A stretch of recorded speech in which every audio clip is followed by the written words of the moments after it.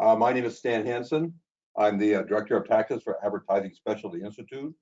And the seminar that you are attending to make sure you're in the right place is understanding sales tax and how it affects you and your business. My goal is, in a very short time period, is to give you a little bit of definition of sales tax, which I'm sure you're all aware since you have to live with it every day.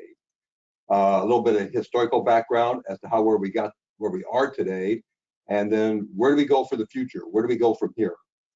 So with that in mind, let me give you a brief outline, which right there is part of it. There's page 1 of the outline. A little bit of introduction here, which I'm doing now. Talk about sales tax, what is taxable, a little brief definition, what to look for. I'm not going to get specifics.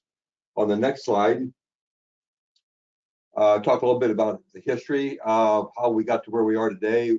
The IRS or the courts have ruled that it's constitutional, and so we have to learn to live with this. And on the final slide, talk about physical presence, economic presence, what you have to do to comply with the current new set of rules that have been beholden on you. So with that in mind, let's go back to the first part, right there, importance of sales tax. You should be aware that sales tax was first passed into law in about 1934 during the Depression. And when one state adopted it, it went like wildfire, and numerous other states adopted it. At the present time, there are only 4 states in the country out of 50 that do not have sales tax. They are Oregon, New Hampshire, Delaware, and Montana. All the other states have sales tax. What do you have to be aware of when you incur a sales tax, especially you as a seller of merchandise?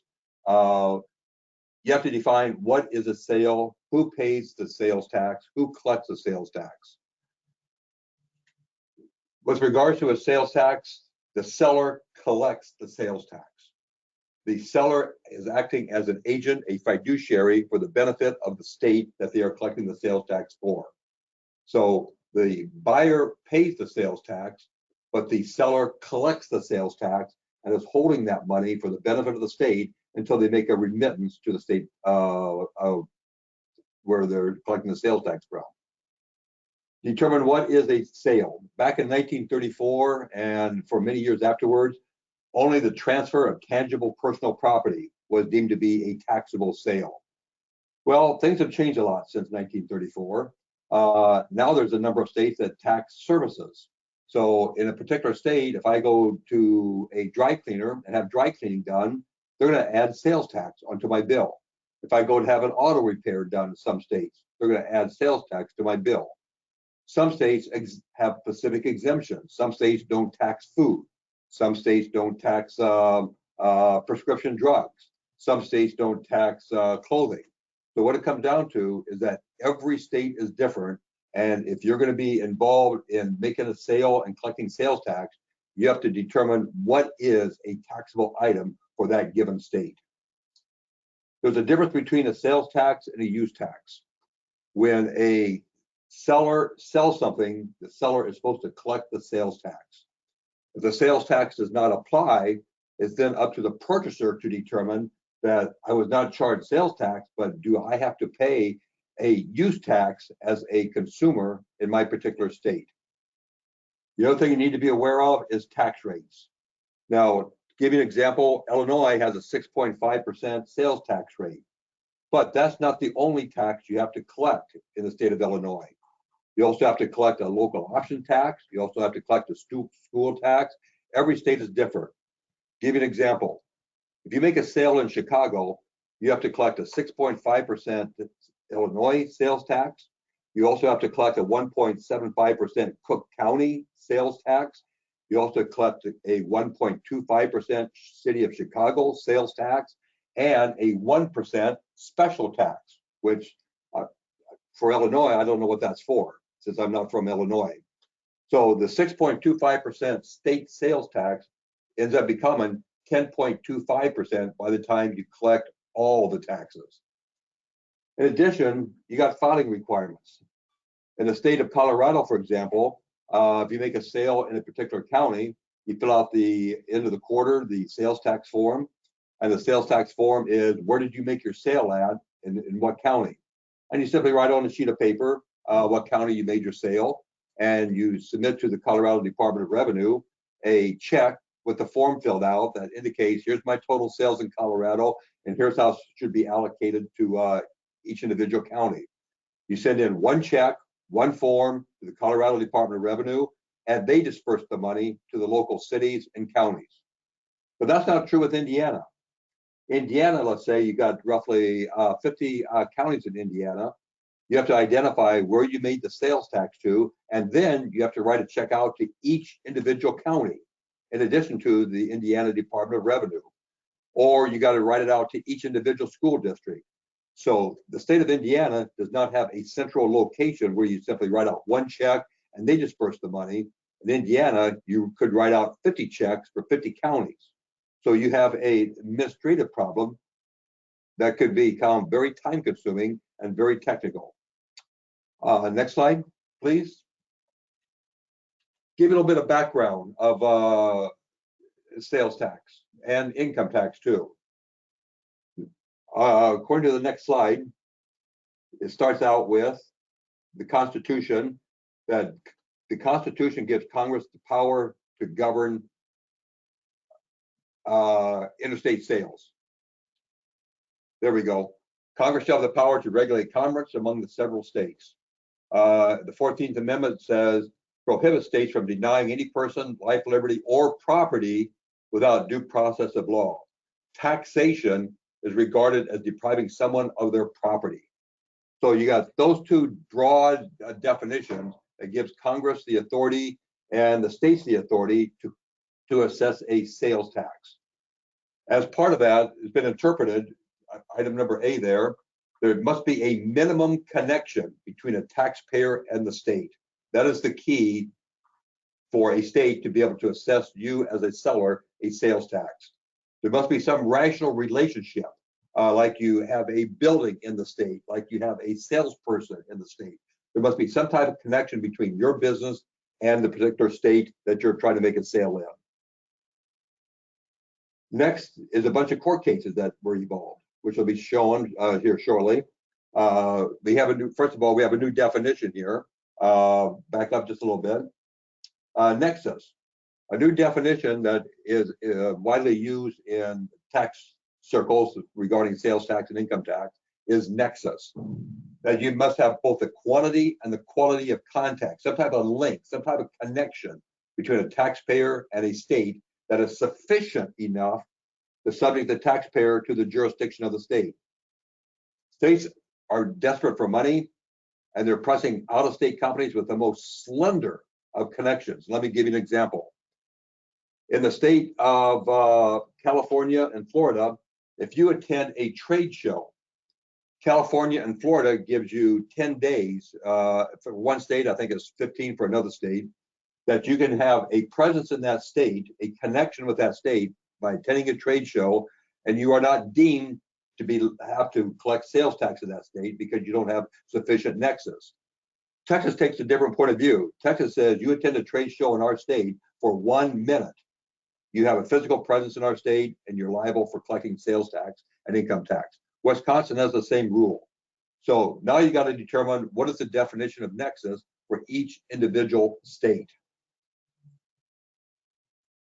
According to a bunch of court cases, to get a little bit of history as to where we got today on the next slide, is in 1951, in a court case called Specter Motors, the state of Connecticut tried to tax Specter Motors as an out-of-state corporation an income tax.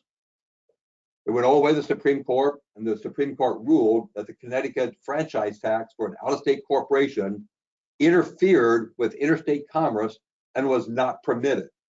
Well, this is an income tax case, but it kind of gives you the sense of direction that the courts were going in back then, that a corporation taxing an out-of-state or a state taxing an out-of-state corporation interfered with interstate commerce and therefore was not allowed to collect sales tax, was not allowed to impose income tax. So now let's fast forward. Some state says, well, we're going to pass sales tax laws, and it ended up in 1967 with another case called National Bill of Hess, where the Supreme Court ruled that a state could now require that an out-of-state seller could collect sales tax on an in-state customer if the seller has a physical presence. The key word here, the key phrase is the seller has a physical presence. There must be some type of nexus, some type of connection between the out-of-state corporation and you making a sale inside another state. Okay, let's fast forward again. The court in Complete Auto Transit in 1977, a state could require the collection of sales tax by an out-of-state company if the out-of-state company has a substantial nexus within the state. Now we get into definitions. One, there must be a nexus, must be some type of link or connection between you as the seller and the state, and it must be substantial. Well, what is the definition of substantial? How substantial does it have to be? A lot substantial, a little bit substantial, a minimum connection, a maximum connection. If you have a salesperson in your company go to another state for just 1 day out of a year, is that substantial enough to subject to your company to collecting sales tax? Well, it depends on a state-by-state basis. Fast forward again, a case that challenged National Bellis Hess called Quill. And Quill is a case where, again, it was kind of the same facts as National Bellis Hess. Some of the Supreme Court justices made comments that why are we talking about this case again? It's the same facts as National Bellis Hess. Why should we reach a different conclusion? And they did not. They did not reach a different conclusion. They reinforced National Bellis Hess and required a physical presence within the state before being required to collect sales tax. So there's a little bit of background. So in the year 1992, you had to have a physical presence to be able to collect sales tax. I remember back in the years 92 and 2000s that if I worked with a company that entered into a state, you'd have to get some research books out. You'd have to do a bunch of reading. What is the definition of physical presence for that state? How much physical presence do you need? What is the definition of substantial in that state? What items are subject to sales tax in that state? It became a tremendous research job that you had to research each individual state to determine if you were liable for sales tax. Well, let's fast forward to the year 2018. A lot has changed from 1992 to 2018. Making sales more by computers. You got companies that is a retailer that makes sales to another state without having one person set foot in that state, without having any brick and mortar, buildings, anything regarding that state, all done by email, all done by telephone, all done by fax, but nobody is entering that state. State of South Dakota says, we think the quill is antiquated. We think that the economy has changed enough such that it's time for the Supreme Court to rehear this case. So South Dakota passed a law that says if you have a physical presence and you have an economic presence in our state, you're subject to sales tax. And they defined economic presence by having a minimum contact.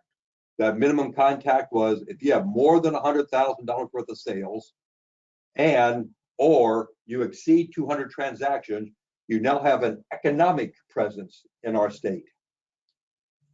Well, the state of South Dakota intentionally and deliberately passed that law in contradiction to the Supreme Court in anticipation that the case would be heard before the Supreme Court and the Supreme Court would reconsider their position that brick and mortar no longer apply. You got Sears and J.C. Penney's and other companies that are going out of business because they cannot compete against those who are selling by interstate.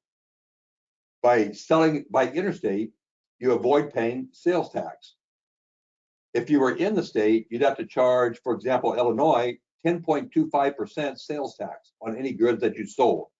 That raises the cost of the product for the purchaser by 10.25%.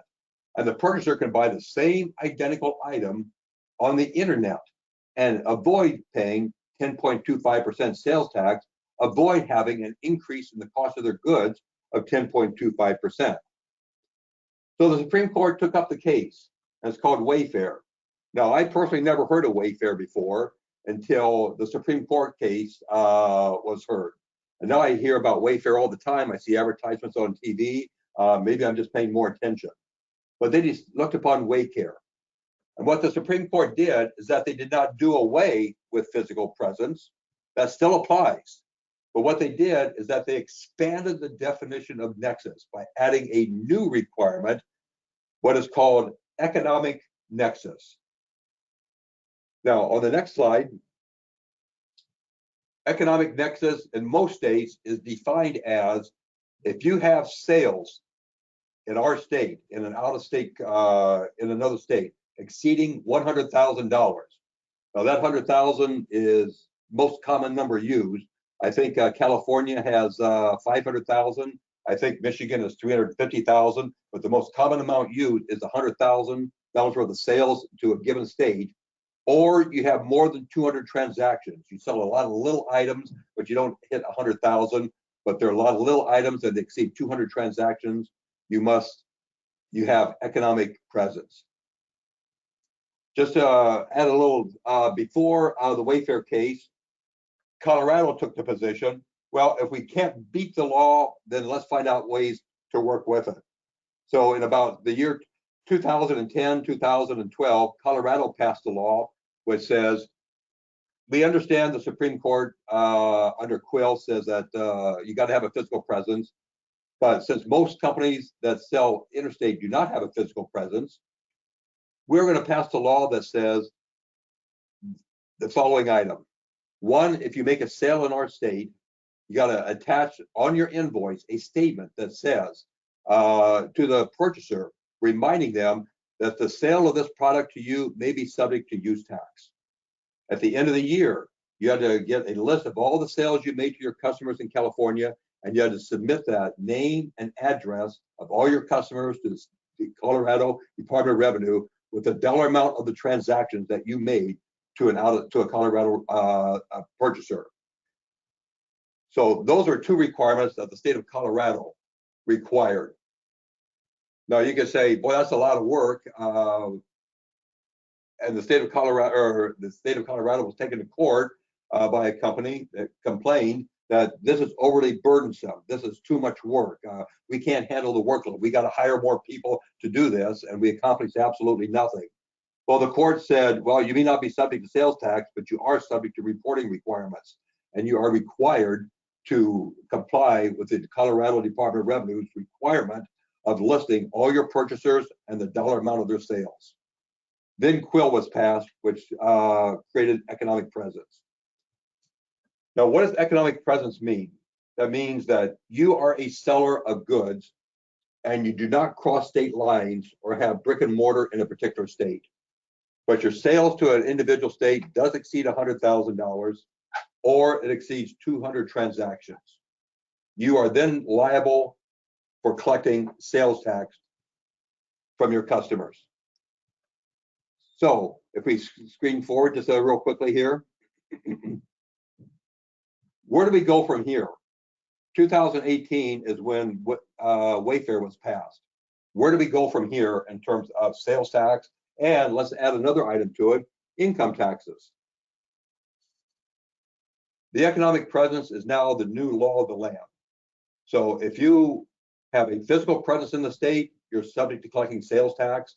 If you have economic presence in the state, you're subject to collecting sales tax. Those are the new rules. So what do you have to do to comply with these rules? Well, first of all, most states require that you be registered with the Secretary of State to get an authority to do business in that state before you can collect sales tax. Some states require it, some states don't. Personally, when I work for a company, I require that they register with the Secretary of every state. You have to pay an annual fee, $20, $50. It's not a whole lot money, but by registering with that particular state, you get an authority to do business in that state. And if you need to use the state court system, somebody doesn't pay you or something of that nature, you are registered to do business in that state and can use the court system and use their other systems. You need to consider, let me back up a little bit. You need to take a look at how much activity am I doing in a state? If you have no physical presence in a particular state, you don't have to worry about sales tax.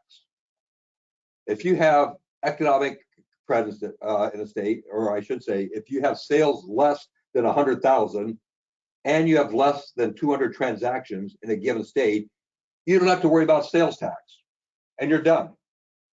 No physical presence, no economic presence. You can make sales to other states and not be liable for collecting sales tax. Now, that doesn't mean that the purchaser doesn't have to pay use tax. That's not your responsibility. You don't have to collect sales tax. Now, if you're in Colorado or make sales to Colorado customers, you still have the reporting requirement by telling the state of Colorado, I don't have a physical presence, I don't have an economic presence, but here's a list of all the customers that I made sales to in the state of Colorado. And the state of Colorado has the prerogative of auditing those customers to determine if they voluntarily filed a use tax form. So one is registration with the Secretary of State. Second is determining, am I liable for sales tax? If the answer is no, you're done. If the answer is yes, well, then you got to go the next step and you got to register your company with the Department of Revenue of each individual state and let them know that you registered with the Secretary of State, and they will give you a sales tax permit, which authorizes you to collect sales tax, put you on their mailing list, and start sending you forms to be completed generally on a monthly or a quarterly basis. Well, how are you going to comply with all of this? Well, one, if you're just making sales to 1 or 2 states, you could probably do the sales tax form yourself. If you're making sales to 10 to 15 states, you got to make a decision. Do you hire someone to fill out your sales tax form? Do you hire someone to determine what is taxable in that given state? Do you hire someone to determine how you pay the sales tax? Now, if you get to the point where you're doing business in 35, 40 states, you may want to hire an outside organization. Just yesterday, I got on my email an advertisement, somebody soliciting me, saying that they would help me out with my sales tax filing. They would, prepare the forms. They would write out the checks. They would determine what is taxable. So there's organizations out there that do this stuff for you, so you don't have to hire your own employees. Of course, you have to pay them, and I don't know what the rate is because I don't hire them.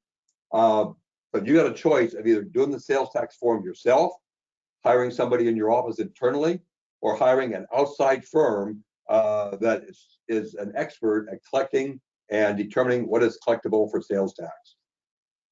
You also need to determine what is subject to sales tax in your state. Times have changed. States are no longer taxing the transfer of tangible personal property. States are no longer taxing just that item alone. They're now taxing the transfer of tangible personal property. Some states are taxing sales that I mentioned, or services that I mentioned before. Now becomes a definition, what is a tangible personal property? How about a website? We have more intangibles. We have servers. We're transferring information across state lines. We're making sales across state lines. You have to determine what is a tangible personal property and what is the definition for each individual state. Let me give you an example. There's a court case in the state of Minnesota of a company who built grain bins and augers for farmers. Now, Minnesota has a law that says the sale of farm equipment is not subject to sales tax. So this individual was building grain bins for farmers and set up an auger system for farmers and felt that this was equipment not subject to sales tax because it was being built and sold to farmers. The Department of Revenue comes in, does an audit, and says that your definition of farm equipment is misconstrued, that the Department of Revenue's definition is the sale of tractors and combines, movable equipment, that a grain bin and augers connected to the grain bin is an improvement to the real estate. It's a connection to the real estate and therefore does not qualify for exemption. This individual didn't know it. He ended up owing $120,000 in sales tax plus penalties and interest of roughly $30,000, 25% of the amount of taxes he owed. So the other item I have on my list here, penalties and interest for failure to collect and remit sales tax, can be very stiff and very severe. So you need to hire someone if you're going to make sales out of state to determine what is a taxable sale in a particular state that you're making a sale. So kind of in summary here, you have to make a decision. One, I'm not saying don't make sales out of state. You can still make sales out of state. One, don't have a physical presence if you don't want to collect sales tax. Two, keep your sales under $100,000 for a particular state. And three, keep your sales transactions under 200. So if you meet those three requirements, you can make all the sales out of state that you want without being subject to a sales tax or to collections or to the administrative procedures or writing out checks or making sure your interpretation of what is the sale is correct. If you do exceed those thresholds, you do have a physical presence, you do have an economic presence, you do exceed 100,000 in sales, or you exceed 200 transactions, then you have to decide, how am I going to comply with the sales tax rules? Am I going to do it myself? Am I going to have my current in-office staff fill out the sales tax form? Am I going to have to hire somebody because I have more than one state, I have more than 2 states, I have 10 states, I have 15 states? Are you going to hire somebody? Or if you're up to 35, 40, 45 states, are you going to hire an organization to do your collections and your remittances for you? So there's a rough summary. So kind of summarize everything a little bit. You need sales tax is the law of the land. Things have changed since Wayfair. Now when a company enters a state, I no longer get the books out to find out what the definition of nexus is. I no longer get out the book to find out what's the definition of substantial nexus for a particular state. There is no substantial nexus anymore. There's only 2 tests, physical presence or economic presence. Those are the 2 tests. So if you meet one of those requirements, you are subject to sales tax. No, and the definition of substantial presence in that state is, in most states, is $100,000. Why 100,000 that most states have adopted? Because the state of South Dakota, when they went to the Supreme Court under Wayfair, the state of South Dakota had a $100,000 limit and a 200 transaction limit, and the Supreme Court did not disagree with it. Therefore, everybody assumes that the Supreme Court acknowledges the 100,000 and the 200 transaction requirement to be legitimate. To go one step further than sales tax, what about an income tax? I have an article here in front of me, just to kind of paraphrase a little bit, that says the Wayfair case opened the door for states to more aggressively use the concept of economic presence to tax the income of out-of-state corporations. Now, I'm not too concerned about the income tax because either you pay 100%, you pay an income tax on 100% of your income in your state of residence, or you divide up that income to various states. So you might pay 90% of your taxes to your state of residence, maybe 10% to another state. Either way, you're going to pay the tax. The worst problem with regards to filing income tax returns or being subject to income tax is the cost of preparing all the tax returns. Give you an example. I deal with a company in Minneapolis. It is registered in 38 states for purposes of sales tax. We have to file 38 state quarterly sales tax forms. They hire an outside organization to do the filing requirements. But in addition to doing 38 state sales tax forms, we also prepare 38 state corporation tax returns or LLC returns. So we figure that if we meet the economic presence test for purposes of sales tax, you probably meet their definition of economic presence for filing income taxes in that given state also. So the Wayfair case has changed the way we do business. You're, again, kind of repeating myself, but to make sure you understand that if you have a physical presence, you have nexus. That nexus, in my opinion, applies definitely to sales tax and probably to income taxes. Wayfair case is based upon sales tax. Therefore, some people say the Supreme Court did not specifically rule on income taxes, but I think that based upon the definition of economic nexus, economic presence, that if it applies to sales tax, it also applies to income tax. The second part is, if you don't have a physical presence, You make all your sales by faxes and by email and by telephone conversations, but your sales exceed $100,000 for a given state, or you sell more than 200 or conduct more than 200 transactions in a given state, you are subject to sales tax for the collections, filling out the forms, for remitting the sales tax to the Department of Revenues, and maybe to each individual county, depending upon the state. And you're probably liable for filing a corporate or an LLC, depending on the nature of your business, tax return. So that's a rough summary. Then you got to look at the states again. In addition to filing sales tax forms and income tax forms, you have to be like Colorado. There's about 8 states that adopted the Colorado rule that you have to notify Colorado or the other 8 states to indicate the name of your customers, their addresses, and the dollar amount of the sales that you made to that particular customer. That is still a filing requirement. It has not been repealed by California or by Colorado or any of the other states. So those particular states are going to look to say, if you did not collect sales tax, we're then going to look upon your customers to collect use tax. Regarding penalties and interest, a thought that just crossed my mind.